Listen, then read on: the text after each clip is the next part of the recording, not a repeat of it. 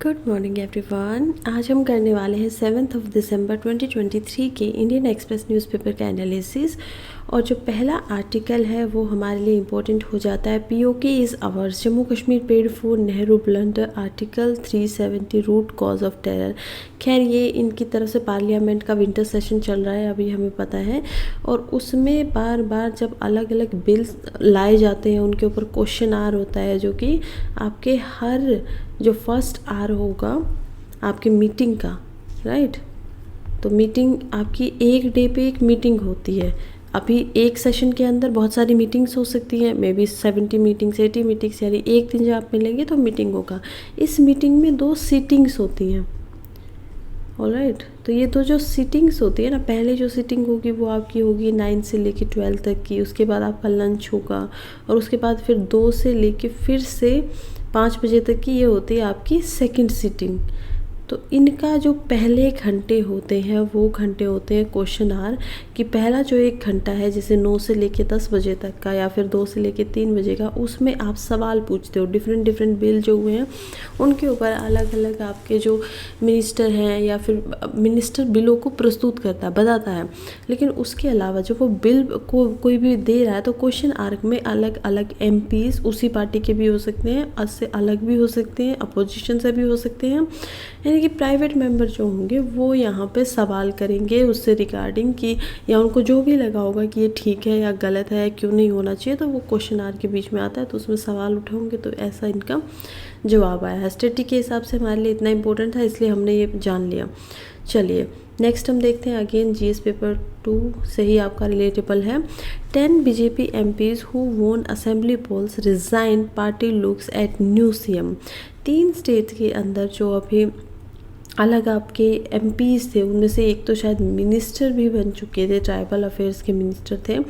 उन्होंने यहाँ पे मिनिस्टर ऑफ स्टेट ट्राइबल, इनका नाम था यहाँ पे रेणुका सिंह, रिज़ाइन कर दिया है पार्टी से। और अभी ये जो न्यू फॉर्म गवर्नमेंट है अलग अलग जगह पे जहाँ पे बनी है, शायद उनमें जाने का इनका अंदेशा है। तो ये एक न्यू आपकी खबर थी। नेक्स्ट देखते हैं, इलेक्टोरल बॉन्ड के ऊपर बहुत सारा मुद्दा रहा है, लगातार सुप्रीम कोर्ट तक बात पहुंच चुकी है कि इलेक्टोरल बॉन्ड जो है उनको उनके अंदर मतलब बेसिकली ट्रांसपेरेंसी नहीं है। और उसी के रिगार्डिंग यहाँ पे इंडियन एक्सप्रेस ने एक आरटीआई लगाई, जिसके बाद उन्हें डाटा जो मिला है एसबीआई से, वो पता चला है कि ऑलमोस्ट 400% की ग्रोथ हो गई है 2018 से। जितना 2018 में आपके पॉलिटिकल पार्टीज़ को डोनेशन मिलता था वो अब 400% बढ़ चुका है। और ये एसबीआई का डाटा बोल रहा है। इसी साल की बात की जाए तो या इस महीने की 1-2 महीने के अंदर 1000 करोड़ से ज़्यादा जो है वो आपके यहाँ पे इलेक्टोरल बॉन्ड की वो हुई है, बिकाई हुई है, यानी कि उनको बेचा गया है। और जो सबसे मोस्ट प्रोमिनेंट स्टेट है जहाँ पे इनको ख़रीदा गया वो यही स्टेट है जहाँ पे लगातार 5 इलेक्शन चल रहे थे। अभी इलेक्शंस जो हुए थे, सबसे ऊपर देखा जाए तो हैदराबाद में सबसे ज़्यादा लिया गया है 359 करोड़ के हिसाब से। फिर यहाँ पे आप मुंबई देख पाएंगे, देन कम्स न्यू दिल्ली, कोलकाता, गांधीनगर 50 करोड़। तो इसी तरीके से ये अलग अलग डाटा आया है। अब स्टेट के हिसाब से, अब पेपर के हिसाब से हमें क्या पता होना चाहिए? एक तो हमें पता होना चाहिए कि रिफॉर्म्स की क्यों ज़रूरत है इसके अंदर। रिफॉर्म्स की क्यों ज़रूरत है? क्योंकि कुछ इश्यूज़ हैं। और क्या क्या है वो इश्यूज़? जैसे कि ट्रांसपेरेंसी का इशू है कि किसी को पता नहीं होता। आपका जो बॉन्ड आप खरीदते हो ना, वो ये बॉन्ड आप सिर्फ़ और सिर्फ कहाँ से खरीद सकते हो? सिर्फ और सिर्फ एसबीआई से लिया जा सकता है। और एसबीआई से जब लेता है, एसबीआई से ओनली एक्सक्लूसिव और ओरिजिनल दोनों यहाँ पे जुरिस्डिक्शन देखा जाए तो इसमें एसबीआई का होगा। और एसबीआई के पास ये ऑप्शन होता है कि वो आपको 15 दिन के अंदर अंदर, पहले आपको क्या करना पड़ेगा, जिसको भी किसी को बॉन्ड खरीदना है तो 15 डेज़ के अंदर उनको जो बैंक अकाउंट है कोई भी, उसके यहाँ पे बॉन्ड खरीद लेना होगा। और ख़रीद लेने के बाद 15 दिन के अंदर अंदर उसको किसी पॉलिटिकल पार्टी को दे देना होगा, अदरवाइज़ ये बॉन्ड जो है ये ख़त्म हो जाएगा। तो पॉलिटिकल पार्टी को किस में ख़रीदा जा सकता है? डिनोमिनेशन में ख़रीदा जा सकता है, 10 से लेके 100 से लेके 1000, फिर 10,000 कुछ इस तरीके से ये लगातार आप इसको ले सकते हो। और अब सबसे बड़ा इशू है ट्रांसपेरेंसी की, पता ही नहीं चल रहा कि गवर्नमेंट क्या कर रही है। दूसरा यहाँ पे इशू आता है कि ऐसी बहुत सारी कंपनीज़ हैं जो खुद लॉस में चल रही है लेकिन वो भी यहाँ पे डोनेट कर पा रही है। ये भी एक बड़ी प्रॉब्लम है कि पहले तो ऐसा नहीं होता था। इसको लेके कब आया गया था? 2017 में इसको अरुण जेटली द्वारा लाया गया था। उन्होंने लाए भी इसी वजह से थे कि ये स्ट्रेंथन करेगा। पहले वाला जो प्रोसेसर था इलेक्टोरल देने का, डोनेशन देने का, कि वो प्रॉब्लमेटिक था और उसके बाद ये इसको स्ट्रेंथन करेगा, करप्शन को मिटाएगा। लेकिन अब फिर से यहाँ पे सवाल उठ जा रहा है। पहले तो इलेक्शन कमीशन जो था वो भी इसके खिलाफ था एंड फिर से यहाँ पे क्वेश्चन मार्क पे है बात कि क्या होना चाहिए आगे। अभी इस मामला सब जुडिशियल है तो हम इस पर बात ज़्यादा नहीं करेंगे और आगे कुछ आर्टिकल इससे रिलेटेड आएगा, रिफॉर्म्स की बात आएंगी तो हम ज़रूर देखेंगे। चलिए नेक्स्ट हम चलते हैं। ये सब बहुत कम ऐसा इंपॉर्टेंस बोल नहीं सकते लेकिन जब आया है तो ज़रूर पता होना चाहिए। जीएस पेपर 1 के लिए भी इम्पोर्टेंट हो जाता है आपका, जीएस पेपर 2 के लिए भी, गवर्नेंस में ये इंपॉर्टेंट हो जाता है। क्या बात कर रहा है आर्टिकल कह रहा है कि ऑल यूजी मैनेजमेंट कोर्सेज, जितने भी मैनेजमेंट के अंडर ग्रेजुएशन के आपके कोर्सेज हैं वो अब AICT के अंडर हो जाएंगे, बहुत सून उनके अंदर आ जाएंगे। क्या है AICT? All India council for technological education. और इन्होंने अभी 2024 से लेके 2027 तक का अपना एक मैनेजमेंट कोर्स का जो भी प्रोसेस होगा वो भी इन्होंने निकाल दिया है। 3 साल तक चलेगा। और कौन कौन से होते हैं मैनेजमेंट कोर्स? जैसे कि आपका BBA हो जाता है, बैचलर ऑफ बिजनेस एडमिनिस्ट्रेशन, फिर आपका BMS हो जाता है, बैचलर ऑफ मैनेजमेंट स्टडीज़, फिर आपका BCA हो जाता है यानी कि बैचलर ऑफ कंप्यूटर एप्लीकेशन। और ये सब यहाँ पे अंडर आ चुके हैं ऑलरेडी। AICTE के अप्रूवल के बिना इनको आप नहीं कर सकते एप्लीकेशन, या स्टार्टिंग भी करेंगे तो जो भी कॉलेजेस होंगे उनको पहले यहाँ पे AICTE की अप्रूवल लेना पड़ेगा और उसके बाद ये होंगे। इसमें आपका अप्रूवल ऑफ प्रोसेस हैंडबुक 2024 से 2027 तक की ऑलरेडी दिखा भी चुके हैं। और इसका बेसिकली जो ऑब्जेक्टिव है वो ये ऑब्जेक्टिव है कि ये इंक्रीज़ करना चाहते हैं gross enrolment ratio. Higher education में 2035 तक चाहते हैं कि जितने हमारे जो स्टूडेंट हैं जो नर्सरी से लेकर 12th के बाद जो अंडर ग्रेजुएशन करते हैं, कम से कम उनमें से 50% स्टूडेंट्स ऐसे होने चाहिए जो आगे हायर एजुकेशन और करें, मास्टर्स करें या उससे ऊपर जाएँ।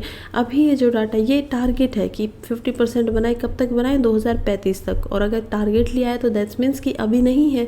अभी कितना है? अभी का अगर हम डाटा देखें तो ये अराउंड 27% ही है, यानी कि लगभग सिर्फ 4 करोड़ स्टूडेंट्स ऐसे होते हैं जो हायर एजुकेशनल इंस्टीट्यूशंस में एडमिशन लेते हैं। उसमें आपका अंडर ग्रेजुएट भी आ जाता है, पोस्ट ग्रेजुएट भी आ जाता है। तो ये चीज़, इस डाटा को यहाँ पे बढ़ाना बहुत ज़रूरी है for overall growth of India. And चलिए नेक्स्ट अब हम चलते हैं एडिटोरियल पेज के ऊपर और ये कह रहा है पार्टनर्स इन अनसर्टेन टाइम्स। क्या है? इंडिया और इटली के इंटरनेशनल रिलेशंस की बात हो रही है। जीएस पेपर 2 सिलेबस में आपका जीएस पेपर 2 के साथ साथ यहाँ पे कौन से आपके सब टॉपिक में इंक्लूड होगा? ये होगा आपका IR इंटरनेशनल रिलेशंस। और इटली के और इंडिया के रिलेशंस की बात हो रही है तो ये लिखा गया है विंजेंजो डी लूजा, जो कि खुद एम्बेसडर है इटली की तरफ से इंडिया के अंदर। अभी न्यू दिल्ली में रहते हैं और इन्होंने बताया कि ईयर 2023 जो है वो इंडिया और इटली के रिश्तों के लिए काफ़ी अच्छा रहा है, स्वीट रहा है। यहाँ पे दोनों जो कंट्रीज़ हैं वो एक दूसरे के साथ आई हैं।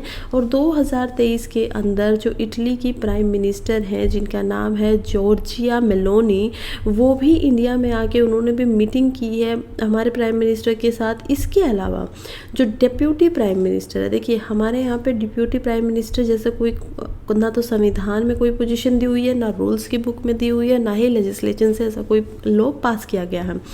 लेकिन इटली के अंदर आपके डिप्यूटी प्राइम मिनिस्टर होते हैं और वो जो होते हैं उनकी पोजीशन जो है वो वहाँ पे अलग से बनाई गई है। और वो भी यहाँ पे इंडिया में आके हमारे जो डिफेंस के मिनिस्टर हैं Rajnath Singh, minister of defence, इसके अलावा एक्सटर्नल अफेयर्स के जो आपके मिनिस्टर हैं S जयशंकर, वो सभी वहाँ पे मिलते हैं, उनसे बहुत सारी बातें होती हैं। और उसके बाद कहीं ना कहीं दोनों कंट्री कोलैबोरेट करती हैं एक ही कारण की वजह से, जो कि है आपकी स्ट्रेटेजिक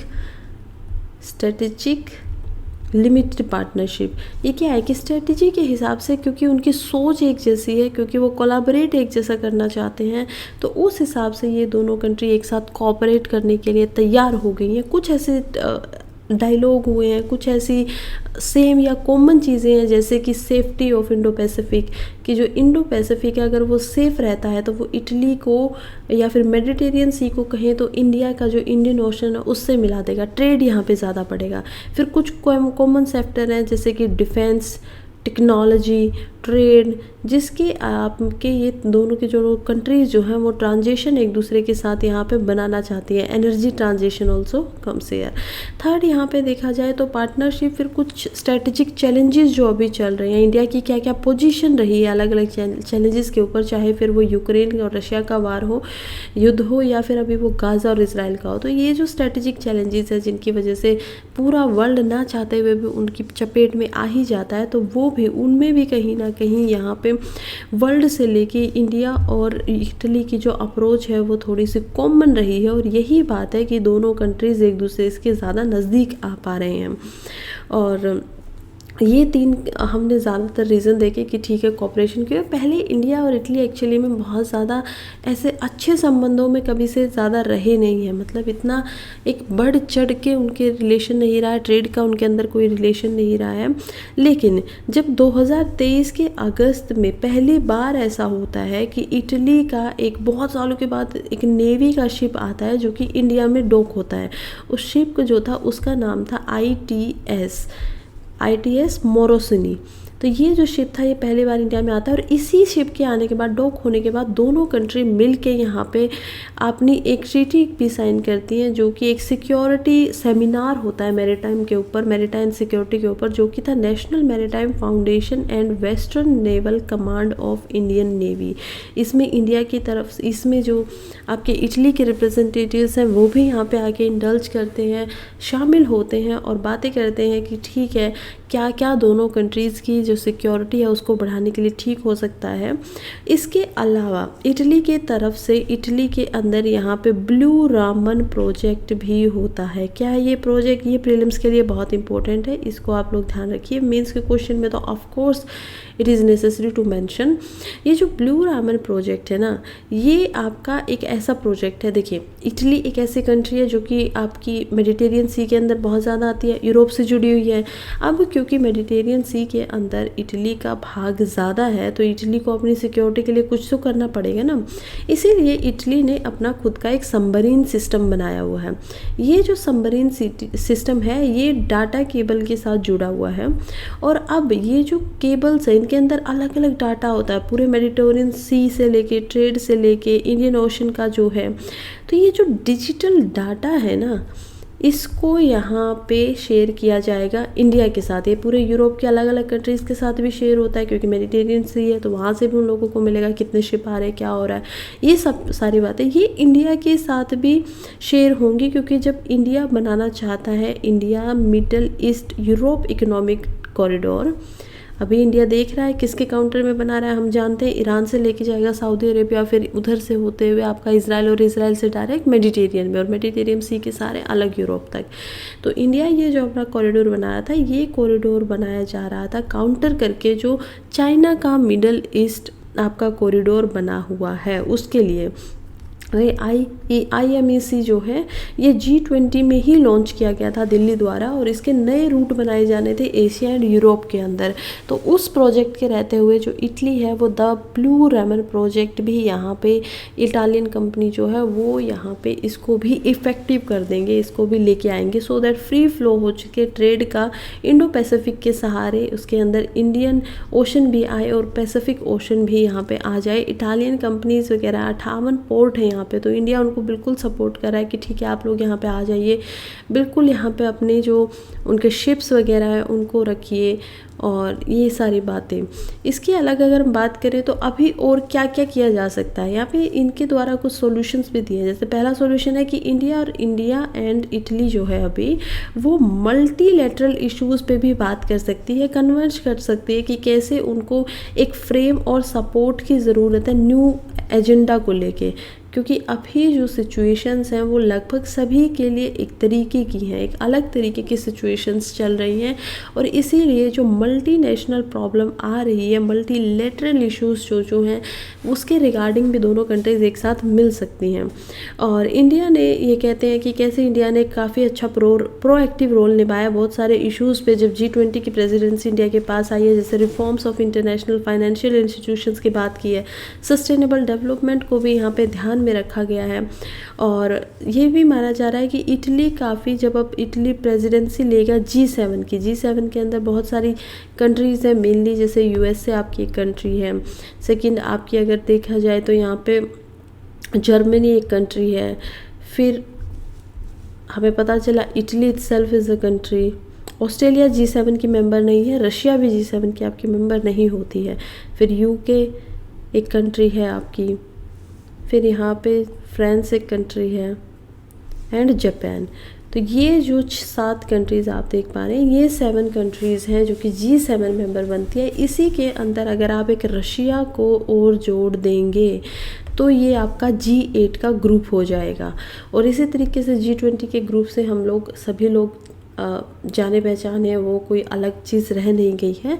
तो जब इटली जो है वो G7 के प्रेसिडेंसी लेने वाला है, तो वो चाहता है कि इंडिया को भी अगर इंडल्ज कर लिया जाए, इंडिया को भी अगर उसके अंदर लेके आया जा सके, तो क्या ये पॉसिबल होगा, नहीं होगा, या नहीं भी होगा तो इंडिया के लिए अगर इटली के साथ रिश्ते अच्छे बन रहे हैं तो एक पॉजिटिव हम देख सकते हैं कि पॉजिटिव तरफ हमारा जो निर्णय है वो जा रहा है। चलिए अब हम चलते हैं एक्सप्लेन्ड पेज की तरफ, जो कि बात कर रहा है 31 years after Babri demolition, how rapid infra development is transforming Ayodhya. Ayodhya की बात चल रही है। अयोध्या अभी बता रहे हैं कि ऐसा 6 दिसंबर 1992 को हुआ था, जब बाबरी मस्जिद को यहाँ से हटाया गया था, और उसके बाद राम मंदिर के लिए यहाँ पर डिमांड्स हुई थी। लेकिन अब 30 साल के बाद ये टेम्पल जो है वो बन रहा है, और हमारे लिए ज़्यादा इम्पोर्टेंट नहीं है, जस्ट हमें कुछ डेट्स वगैरह थोड़ा बहुत फ़र्क पता होना चाहिए। जैसे कि कह रहे हैं कि कनेक्टिविटी को यहाँ पे बढ़ाया जा रहा है। 2017 के अंदर यहाँ पे फैज़ाबाद और अयोध्या जो थी उसको एक साथ मिला के, वहाँ की एक म्युनिसिपल कॉरपोरेशन को एक साथ मिला के अयोध्या नगर निगम के नाम से अपग्रेड कर दिया गया। इसके अलावा ये मैप देखिए कि कैसे यहाँ पे एक ऐसा एरिया नया बनाया जा रहा है जिसको नव अयोध्या के नाम से भी जाना जाएगा, नव अयोध्या टाउनशिप। और यहाँ पे अयोध्या की आपका वो है रेलवे स्टेशन होगा, यहाँ पे आपका टेम्पल बनने वाला है इस एरिया के अंदर, और यहाँ पे सब कुछ जा रहा है। इसके अलावा जो लैंड दिया गया था मस्जिद को, उस लैंड पे भी अभी काम हो रहा है। हालांकि वो ज़्यादा नहीं है, बाबरी मस्जिद के लिए एक ज़मीन अलग से निकाली गई थी। बाबरी मस्जिद के लिए जो निकाला गया है वो लगभग 65 किलोमीटर यहाँ से दूर भी बोल सकते हैं कि उसको अलग से निकाल के वो ज़मीन दी गई थी। सुप्रीम कोर्ट ने ये दिया था फैसला कि नहीं, यहाँ पे बाबरी मस्जिद भी बनेगी, लेकिन वहाँ का प्रोसेस में फ़ंड्स की कमी का कुछ एक आध बार बताया गया कि नहीं, अभी फ़ंड्स की कमी है, तो कुछ काम इतना ज़्यादा एडवांस तरीके से नहीं हो पा रहा है। तो ये सब था। इसके बाद हम देखते हैं Dhanvantari image in NMC logo, why are doctor protesting right now. देखिए एक नई खबर हुई है, एक इंडियन नेशनल मेडिकल कमीशन जो है NMC, या फिर यहाँ पे हम देख सकते हैं इंडियन मेडिकल काउंसिल, ये अलग अलग जो सेवरल सबसे नोडल बॉडी होती है ना, एपेक्स बॉडी होती है किसी भी चीज़ के लिए, किसी भी इंस्टीट्यूशन के लिए, तो ये वो बॉडीज़ हैं। और ये जो नेशनल मेडिकल काउंसिल की बॉडी है, इसके अभी अभी एक नया दोबारा से लोगो लेके आया गया है। उस लोगो को 2 चेंजेस किए गए हैं। पहली बार तो उसको कलरफुल बना दिया गया है, उसके अंदर कलर डाल दिए गए हैं। सेकेंड चेंज यहाँ पे किया गया है कि उसके अंदर एक तो इंडिया को चेंज करके भारत लिख दिया गया है, दैट इज़ एक्सेप्टेबल, और उस पर हम फिर कभी चर्चा करेंगे।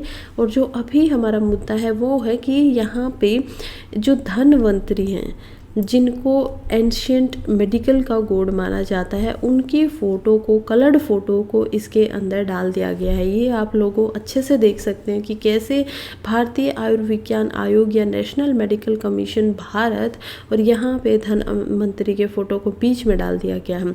इसकी वजह से डॉक्टर्स यहाँ पे प्रोटेस्ट कर रहे हैं। प्रोटेस्ट का कारण क्या है? प्रोटेस्ट का रीज़न डॉक्टर्स के द्वारा है कि डॉक्टर जो कि एक सेक्युलर इंसान है, जो धर्म जाति ये सब देख देखे बिना यहाँ पे इलाज करता है, उसके ऊपर ये उनको ये ठीक नहीं लग रहा है कि ये आप सिर्फ एक कम्युनिटी को कहीं ना कहीं इसमें रिप्रेजेंटेशन दिखाई दे रहा है, एक ही कम्युनिटी जो कि हिंदू कम्युनिटी है, और ये एक चीज़ गलत की गई है। ये जो आपको सेक्युलरिज्म है जो कि हमारे प्रियम्बल के अंदर लिखा गया है या कॉन्स्टिट्यूशन का बहुत ही इंटीग्रल पार्ट है, या फिर हम कहें बेसिक स्ट्रक्चर का भी पार्ट माना जाता है आफ्टर 1973 24 अप्रैल 1973 केशवानंद भारती केस, तो उसके ऊपर उनको ये ठीक नहीं लग रहा है और इसी वजह से यहाँ पे प्रोटेस्ट हो रहा है। चलिए नेक्स्ट हम चलते हैं। Chandrayaan 3 propulsion module retraces steps to earth orbit, why it matters. क्या बात हो रही है कि चंद्रयान 3 का हमारा एक मिशन था। इस चंद्रयान 3 के अंदर एक था विक्रम लैंडर। विक्रम लैंडर, ये लैंडर है तो नाम से ही समझ में आ रहा है कि ये क्या करेगा, लैंड करने वाला था। इसने लैंड भी किया, इसने 15 दिनों तक अपना काम भी जारी रखा जितना भी टाइम होना चाहिए था। और दूसरा जो था वो आपका जो सेकंड पार्ट था वो यहाँ पे डी अटैच्ड हो गया, जिसका नाम था यहाँ पे पीएम। पीएम क्या था, प्रोपल्सन मॉड्यूल, इसी से आपका अटैच हुआ। और ये जब डी अटैच हो जाता है तो ये लगातार 6 महीनों तक फॉर 6 मंथ्स इसको काम करना है अभी आपके अर्थ के लुकआउट के लिए। ठीक है, अर्थ को ये देखे जा रहा था ऊपर से ही, ये ना ही मून के ऊपर गया, इसने मून के ऊपर सॉफ्ट लैंडिंग करवाई, अलग किया विक्रम लैंडर को खुद से, और उसके बाद ये अर्थ के अराउंड में घूमने लगा। अब ये अर्थ के अराउंड में घूम के क्या कर रहा था, इसका भी एक नाम दिया गया है शेप नाम से। अब ये जो शेप है ना, इसको बोला जाता है पोलैरिमेट्री ऑफ हैबिटेबल प्लैनेट अर्थ। ये एक एक्सपेरिमेंट था कि अर्थ को इस तरीके से स्टडी करना है कि ऐसी क्या क्या चीज़ें हैं जो अर्थ का सिग्नेचर है जो इसको हैबिटेबल बनाती हैं। तो 6 महीने तक के लिए एक एक्सपेरिमेंट्री ये चल रहा था और अब ये वापस आने वाला है। अर्थ के ऑर्बिट में ये ऑलरेडी एंटर कर चुका है, ठीक तरीके से कर रहा है। इसरो ने इसको भेजा था, हमें पता है अच्छे से, और मेन फंक्शंस हम समझ चुके हैं कि उसका मेन फंक्शन था कि विक्रम लैंडर तक उसको सन तक, वहाँ मून तक लेके जाना था और सॉफ्ट लैंडिंग करवानी थी, जो कि हो भी गई थी। और अब ये वापस आ रहा है। इसको अक्टूबर 9 तक ही इंडिया के जो आपका अर्थ का ऑर्बिट है उस तक आ जाना चाहिए था, लेकिन ये थोड़ा लेट हो गया, फ्यूल वगैरह था, तो इसी वजह से उसको थोड़े कुछ और दिनों के लिए रखा गया। और अब इसकी रिटर्न जो है, अब वो रिटर्न मानी जा रही है कि हो जाएगी दिसंबर तक के, इस दिसंबर के मंथ के अंदर ये हो जाएगा। हमारे लिए 2 चीज़ें इंपॉर्टेंट है, जैसे कि शेप हमारे लिए प्रीलिम्स के पॉइंट ऑफ व्यू से इट्स अ वेरी इंपॉर्टेंट, फिर पीएम इसकी बात हो रही है तो ये भी हमारे लिए इंपॉर्टेंट हो जाता है for prelims point of view. तो ये 2 प्रोजेक्ट हमें पता होने चाहिए। चलिए आज हम चलते हैं आज के लास्ट आर्टिकल की तरफ, जो कि है इकोनॉमी से। और इकोनॉमी से है, ये बात कर रहा है centre seeks nod for extra spending for ₹58,378 crore. क्या कह रहे हैं कि सेंटर जो है, यूनियन गवर्नमेंट जो है आपकी, या फिर एग्जीक्यूटिव है, उन्होंने यहाँ पे अलग से डिमांड की है कि उनको अप्रॉक्सीमेटली 58,378 करोड़ रुपए की और ज़रूरत है। किस चीज़ के लिए मांग रहे हैं ये? इन्होंने वैसे तो और ज़्यादा पैसा मांगा है, जैसे कि 1.9 लाख करोड़ रुपीज़ जो है वो यहाँ पे महात्मा गांधी, उसमें से लगभग 14,524 crore Mahatma Gandhi national guarantee scheme के ऊपर भी यहाँ पे लगी हुई है। उससे अलग 13,351 करोड़ फर्टिलाइजर्स के सब्सिडी पे दिया गया है, और ये अप्रूवल पार्लियामेंट को ऑलरेडी मिल चुका है। वो कह रहे हैं कि हमें और भी यहाँ पे पैसा चाहिए, एडिशनल स्पेंड करना है। हमें कहाँ पे करना है? इन दोनों चीज़ों पे, सब्सिडीज़ पे भी करना है, और Mahatma Gandhi rural employment act जो है आपका, उसके अंडर भी यहाँ पे एक्स्ट्रा स्पेंडिंग चाहिए। इसी वजह से इसको दिया गया है। अब क्योंकि ये बजट सेशन तो नहीं है और बजट पहले ही पास हो चुका था, तो अब ये कैसे करवाया गया? ये आपका हुआ है अलग से मोशन के द्वारा। ठीक है, यहाँ पे मोशन पास किए गए हैं। ये कह रहे हैं कि हमें और ज़्यादा चाहिए स्पेंडिंग जो है उसके लिए, और ये अभी आपका जो है वो चार्ज किया जाएगा कंसोलिडेटेड फंड ऑफ इंडिया से। एंड अब इसको पास करवा लिया गया, वोटिंग हो गई है इसके ऊपर पार्लियामेंट में, और ये पास हो गया है। तो ठीक है, अब इस फंड को यहाँ पे कंसोलिडेटेड फंड ऑफ इंडिया से लिया जा सकता है। ऑल राइट, तो ये एक एक्स्ट्रा जो हमारी स्टैटिक इन्फॉर्मेशन थी वो हमने यहाँ पे देख लिया। इसके अलावा अगर हम फिस्कल डेफिसिट की बात करें, तो ऐसा है कि अनलाइकली अगर देखा जाए तो ये कैश जो बाहर निकालेंगे उसके बाद फिस्कल डेफिसिट जो है जिसका हमने टारगेट बनाया कि फाइनेंशियल ईयर 2024 तक हम इसको 5.9% तक लेके आ जाएंगे, वो शायद अचीवेबल ना रहे, क्योंकि फिस्कल डेफिसिट जो है गवर्नमेंट के ऊपर, यानी कि सिंपल भाषा में बोलूँ तो जो गवर्नमेंट के ऊपर कर्ज है वो अभी भी ज़्यादा यहाँ पे रहेगा, फिर उसको लेके आना थोड़ा मुश्किल हो जाएगा। और यही थोड़ी सी एक्स्ट्रा बातें थी। यहीं पे हमारा आज का जो न्यूज़पेपर है वो ख़त्म हो जा रहा है। Thank you so much for being here. पढ़ते रहिए, आगे बढ़ते रहिए, and all the very best.